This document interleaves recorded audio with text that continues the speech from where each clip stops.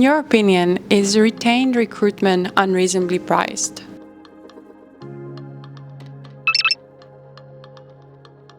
So I think it all depends on how the retained recruitment package is structured. I think retained recruitment is often perceived as more expensive because it involves an upfront fee. Typically, retained recruitment isn't necessarily a more expensive model, it's just a different way of structuring the same fee that you would pay on a contingent basis. So for example, with a lot of clients, if you agreed a percentage agreement on the total fee at the end of the process, what often happens with the retained recruitment process is it's the same fee, but it's just structured in individual payments. You know, maybe like 30% upfront and then the bulk on completion, or maybe different cycles of 30, 30, 40, for example. So often it's not actually a more expensive endeavor. It's the exact same cost but broken up differently. I think the perception that comes in where it's very expensive is because you're paying an upfront fee without getting a service yet. But this comes with various benefits. You're then almost getting exclusivity with your recruitment agent or your talent partner.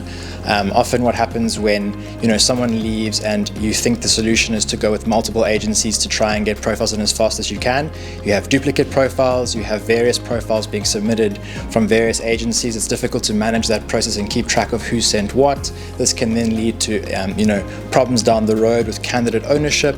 Also, what happens is you go to multiple agencies to try and get the resource filled as soon as possible. So then quality is compromised on. The agency tries to do it as quickly as possible and doesn't actually extensively go into the market. So I think retained recruitment alleviates a lot of these risks because you have a dedicated recruitment partner who goes straight to the market for you. They're your sole provider, so they're exclusively looking for you. There's not going to be the challenge of managing various streams of profiles being shared with you. You're paying a bit more upfront for a service, not a bit more in totality.